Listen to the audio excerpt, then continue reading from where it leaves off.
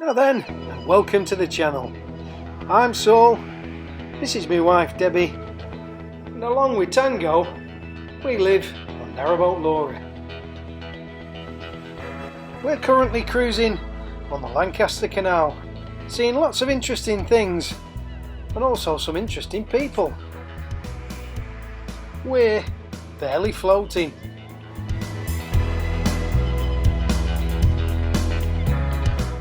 Now then, and welcome to the video. As ever, big thank you to all you likers, watchers and subscribers, and we're especially grateful for those of you who take time out of your busy lives to comment on the things that we get up to on the channel. I'd like to say a special thank you to Stella from Noggin the Nog. It's Narrowboat Noggin the Nog. It's actually a YouTube channel. It's Stella and Matt. She's given me some very kind words after we lost Bruiser. And I'd just like to say a big thank you to her for that. Check out their channel. They're on a bit of a trip at the moment. And I'd also like to say thank you to Sue. She's a long time listener, long time viewer, and she was also really kind with her words. There's been many other people, too many to thank really. We're just ever so grateful for it. Thank you very much.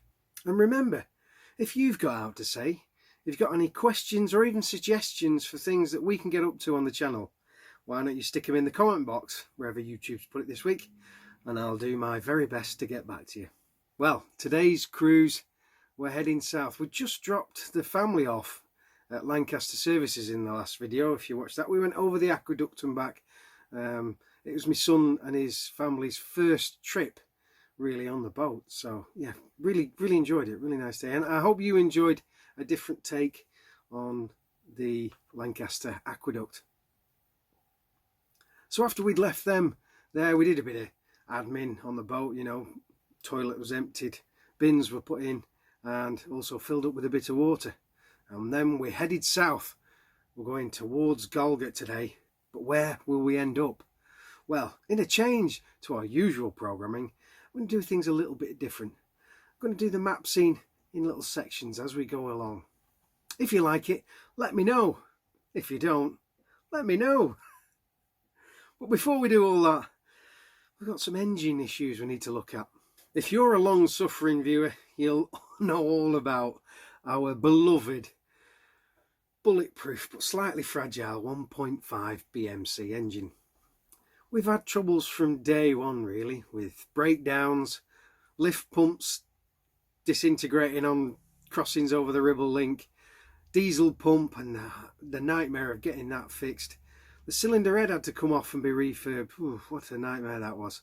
But we had all that done and we're still having a few issues. This time it's a heating issue. So I checked out what was going on and then talked to my mate Chili Jam Jeff. He's got his own channel, you know, and he gave me a few pointers as to what I should do.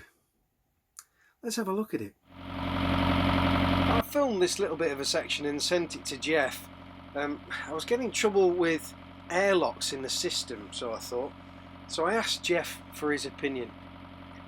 He was quite concerned there wasn't a lot of movement in that water in the expansion tank, and the bubbles kept on coming. Jeff suggested that I get a thing done called SNIFT, or sniff test as they call it, which just sees if there's any exhaust gases getting into the coolant. If there is, then it's probably a head gasket problem. Oh, not again. But before I did that, he suggested that I take my fan belt off and check if my water pump is giving any resistance. If it's broken, it won't be pumping the water out, and I'll be in a bit of trouble. But it's one of those things we have to do with this engine. We just keep on fixing it.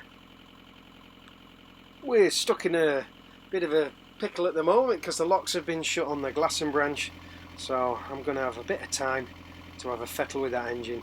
We'll start with that fan belt and the water pump, and then if that's not the problem, we'll look at doing that sniff test. That's the admin done. Let's have a look at where we started. It's pointy screwdriver pencil time again.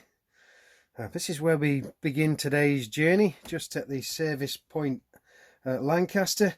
which offers the following services. There's water, toilets and showers, an Elsan point, and also you can do pump out here as well. It's looking a bit tired at the moment, and there's been a few break-ins from homeless people who take it over every now and again. CRT are having quite a lot of trouble managing this situation, but hopefully it'll be resolved soon enough. Anyway, other than that, there's plenty of other stuff nearby. There's a supermarket, the hospital's there's plenty of pubs and hotels, and you're just a 5-minute walk from the centre of the city. There's cathedrals, castles, all sorts in Lancaster. Very interesting place to visit. I have to do a video on one day. Anyway, let's crack on. So we're only 5 minutes into the trip and I got something wrapped around the prop. I'll have to pull over in a minute, clear that weed hatch. Well, as if by magic, a couple of blasts for reverse and seems to have cleared it a bit. Let's hope it keeps going that way.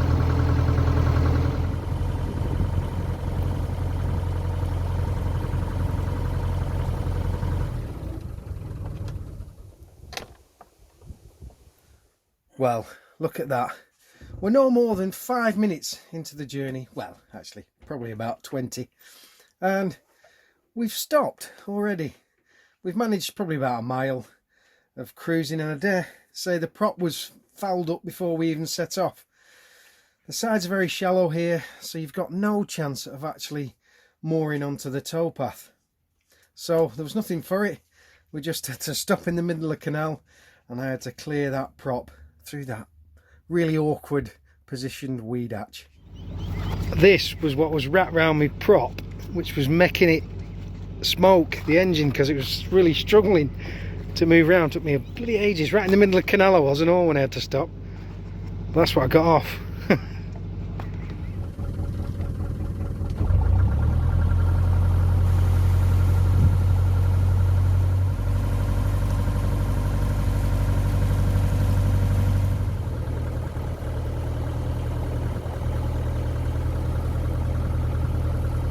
We're only a little bit further on and we're stopping again, this time to pick up a stray log floating about in the canal.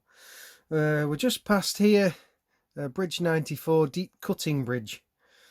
The sides of the canal are banked up here and trees line both sides. That's the A588, the Ashton Road. That takes you towards Cockerham and that takes you towards Lancaster.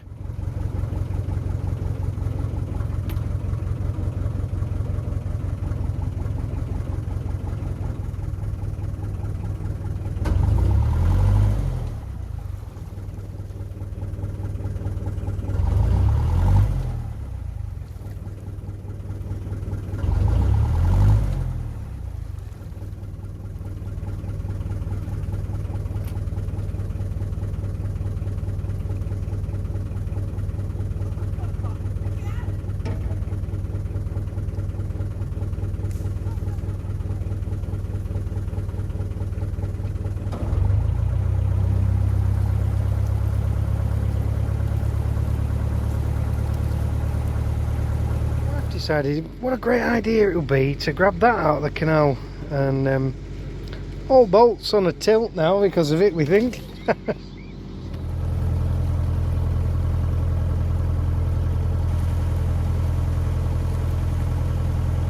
There's many bridges on the Lanky, giving accesses to farmland and also for the roads that need to cross over.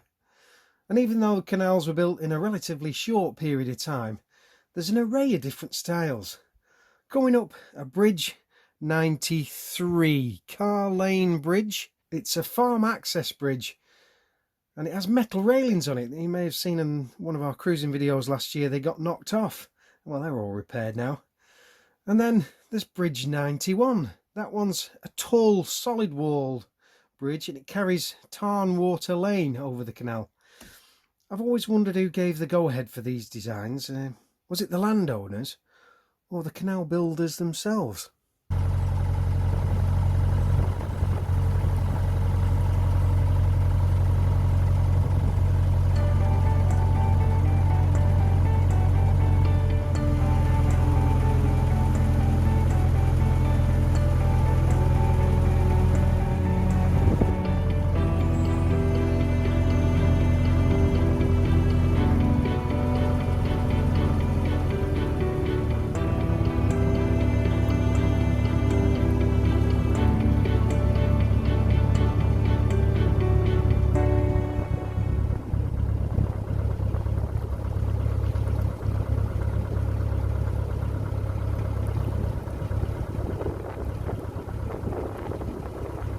Thanks very much. Where's the island going? It's following you now. We're coming up to Bridge 90 now. It's just an access bridge for the nearby farm for their animals to cross.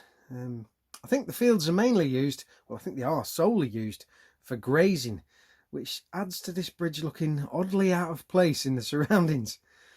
Just after is a large winding hole and some lovely out of the way moorings across here.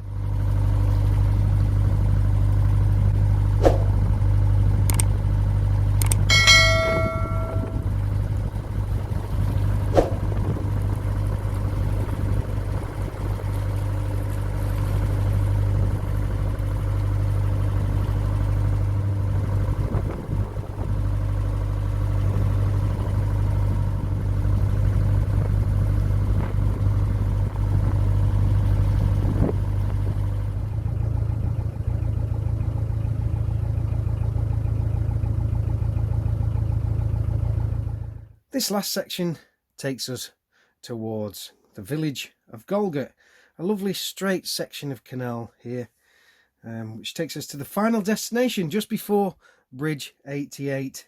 Interestingly, there's a winding hole sign just there, both on the Nicholson's Guide and on the Open Canal Map app, which is now the subject of some controversy within the boating and home dwelling community.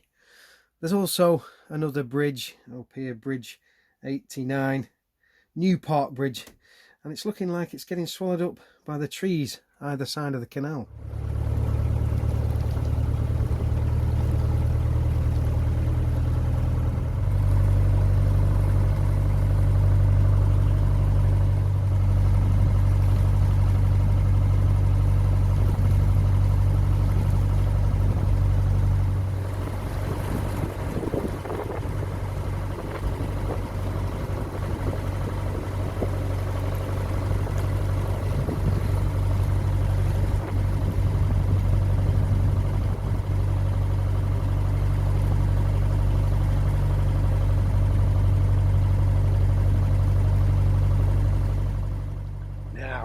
Coming up is this here winding hole, or is it? The rumblings about a certain householder filling in a winding hole have been rumbling on for a while now. It's clearly marked as a winding hole on most maps, and complaints have been lodged with the CRT. Well, it turns out this was never an official winding hole. It was a basin originally. I've no idea what it was used for, but obviously when it stopped being used, it sort of became a winding hole. I'm reliably informed that the landowner is doing now wrong, but there's still a bit of friction regarding his actions. CR team seem a little quiet regarding this issue, which hasn't helped the situation. Let's hope everything gets cleared up soon.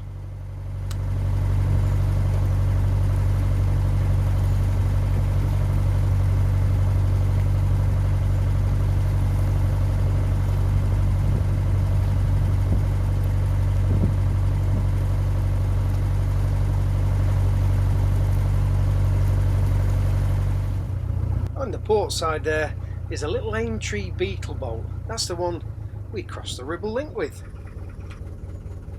This looks like a cracking spot to moor. Let's give it a go.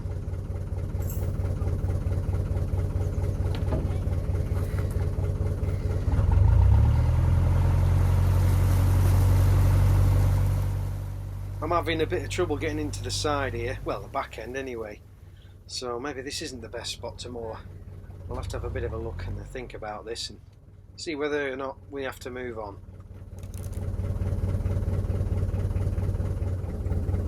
That's it, the decision's been made. We'll have to move on just a little bit further. And this was our final destination, way before Bridge 88, LL Hall Bridge. And we're not far from the village itself, but those houses there, they shield us from most of the noise from the train. That's the West Coast Main Line, I think, there, and also the M6, which just off the map there.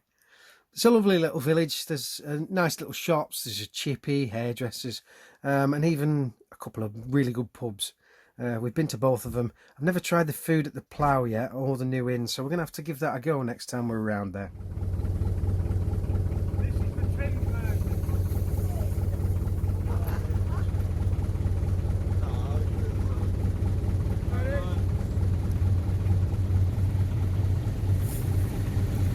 Work in progress? Yeah, well, all we need, yeah.